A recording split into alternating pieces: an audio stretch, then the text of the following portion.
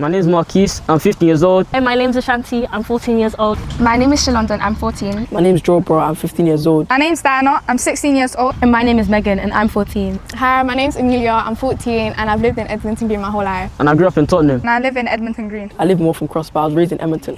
I grew up in Tottenham, but at 11 I moved to Edmonton. And this is the Edmonton that I know. Hi, I'm Chichi and I'm the founder director of a youth empowerment organisation called Cornerstone Engagement, and we're dedicated to supporting young people to access the information, support and opportunities they need to fulfil their full potential. Hi guys, my name is Tamika and I'm the founder of A Mother's Cry, A Mother's Love.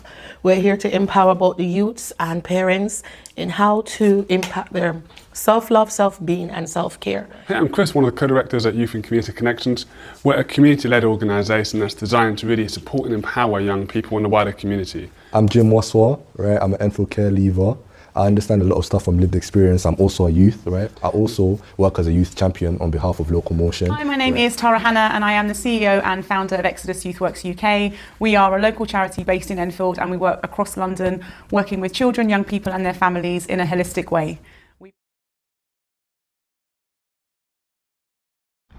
I think a lot of times if you're just walking around and you constantly feel judged by members of the public or security guards or the police, or you're constantly feeling unsafe in your local area, it can take a toll on your mental health, and you might just constantly be anxious or constantly be worried for your life that something bad is going to happen to you when you're just trying to either get home or go hang out with your friends or something. I'm not allowed in parks at night, definitely.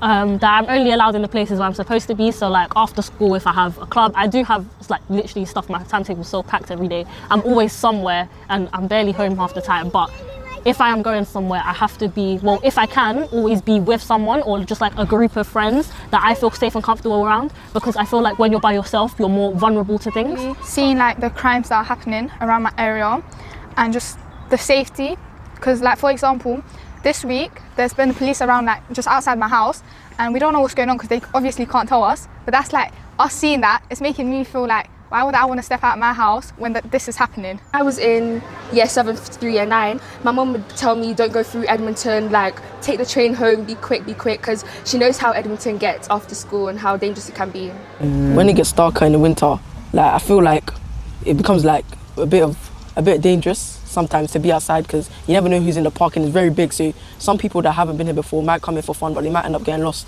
and stuff like that. Danger, like the dark. Number one thing that my parents told me to look out for is phone snatchers. Phone snatchers, because they're everywhere, and they just tell me like it's money that they worked for, so just to look out for that. But they also tell me to be safe. Is those two words is repeated 100 times. It's like be safe, be safe. Feeling unsafe where you live impacts your well-being, it impacts your ability to go out into the community and beyond to do things. So I know lots of young people who say they won't leave their house at a certain time, they won't go to certain parts of the borough, which then affects your access to education, your ability to get employment. I know parents that I work with who won't allow their children to go around Edmonton unless they're in an Uber or if they're accompanying them. And to me, there's just so much incoherence, I should say incongruence around why is this still the case? We shouldn't be expecting our young people to go out to places that they don't feel safe, and only recognising this when we're mourning another one of our young people. I feel like there's also an imbalance between organisations saying that they want to listen to young people's voices but then not acting on it.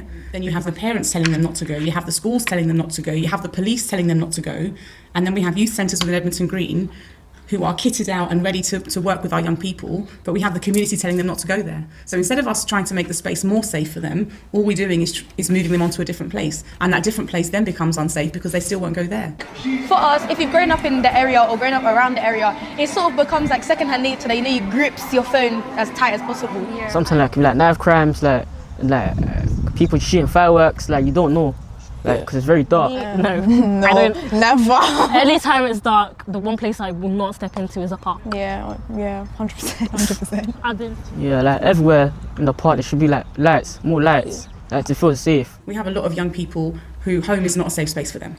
So when we say we're creating a warm and welcoming space and it's like family, sometimes that wording itself can be triggering. Actually, home, family, safety don't correlate for lots of our young people in Enfield. So this is again revisiting with them and asking them what safety looks like to them, what home should be like for them, and then us also challenging our own narrative, because our thoughts of what they're saying could be very different from what they're actually telling us. I've been through a lot in like year 7 and year 8, and definitely my head teacher, and she's just made me feel like so comfortable in safe in my school environment. So yeah, I feel pretty safe every time I go to school, and like I can always speak to her about like what worries me and all that stuff, and it just makes me feel like very comfortable being at school all the time.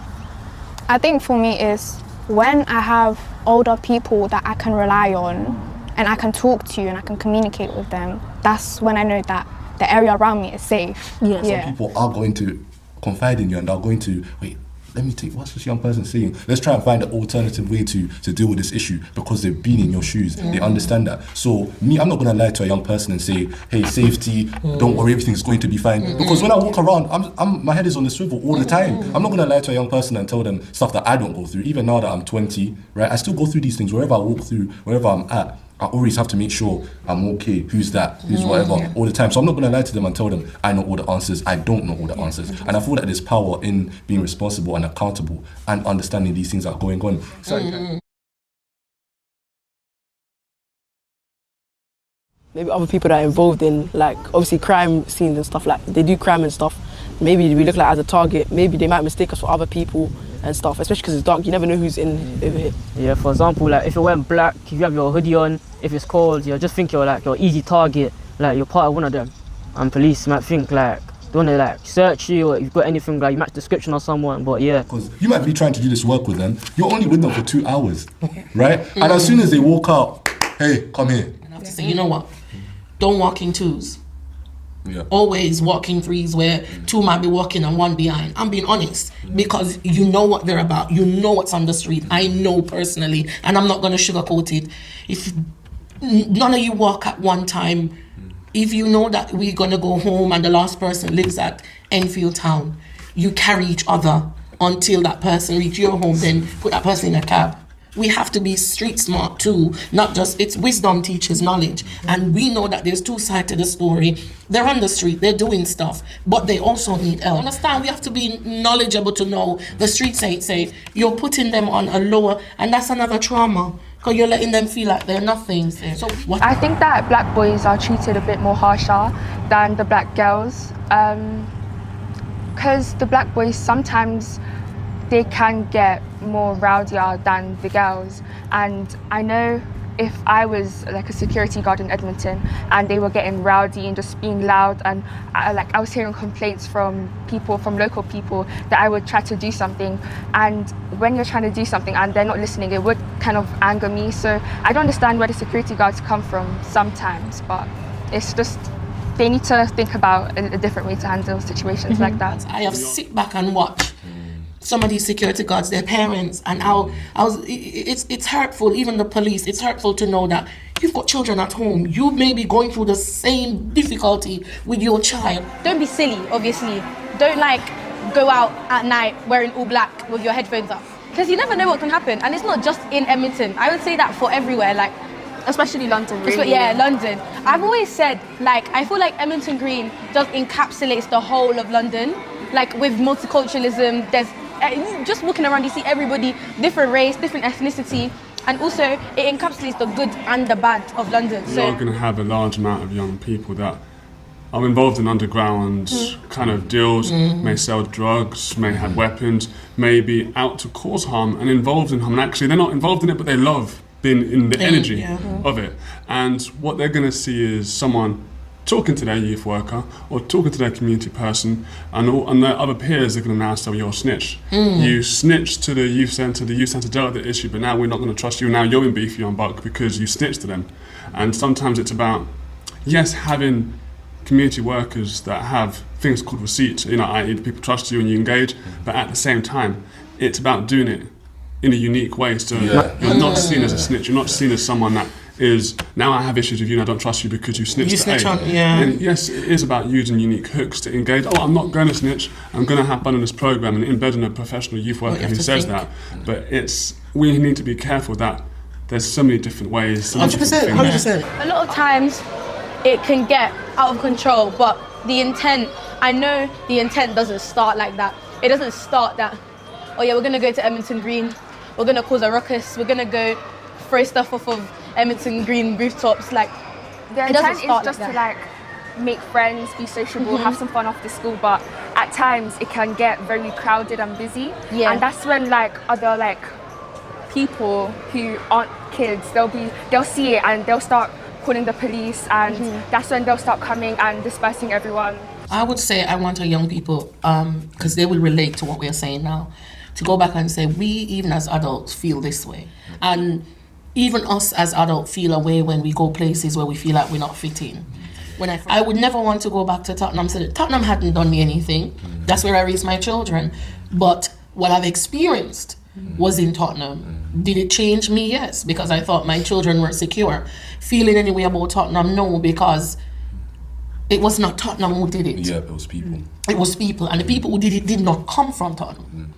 A lot of it is issues that us as professionals or adults see as, okay, those are big issues, but to young people, actually, they're not that big an issue. A lot of people talk about the East-West divide being a big issue for resources allocations.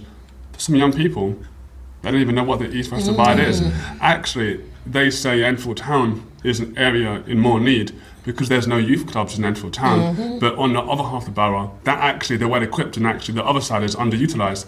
It's about asking the young people, what do you want? Not doing it for them once you've heard what they want, but doing it with them, literally empowering them to co-design. So, okay, I've heard you want X, let me and you do it together. It's so vitally important to me that we don't just presume and think, oh, they want that, so we're going to give them that. It's how we work with them to literally build design. They take the lead, and us as professionals just guide them. But unfortunately, with lack of money and resources, it means that a lot of people really want the best, but have to struggle with the limited stuff that they got, and they want to do things because they believe funders want that, they believe that's what looks good, they say certain things, but that's going against the frame. How well do you think your voice will be heard? So this film goes out, you say Park needs more lights for us to feel safe. Do you think anyone will take it seriously? No. They'll think we're joking, like we're not taking it like seriously, like we're not commanding it more. I think in one sense, no as well, because some people might think that, oh, if it's late and it's dark, then why don't you just be at home? But sometimes people come in to chase their dreams and stuff. So I think we need to be heard. Like whenever you are getting judged, like you feel you lose a part of yourself because you're not being your true self. You have to act a certain way in order not to get judged. And I don't feel like you should ever have to do that. You should always want to be yourself and act freely. Be encouraged, be informed. Be educated. There's nothing wrong with knowledge. There's nothing wrong with wisdom. There's nothing wrong with seeking help. There's nothing wrong with looking on the bigger picture. Don't be afraid to seek, to find, or to understand, because whatever you want, whatever you need is out there. You don't keep yourself shut up because you feel like that's the way to go. Do not follow the crowd. Be the leader. Taking back what's ours. Yeah, what you use every day, what belongs to you. Take our identity, that can't happen. You have a say in this. Period. Don't let your fears about Edmonton stop you from coming to this beautiful place. Yeah, that's true.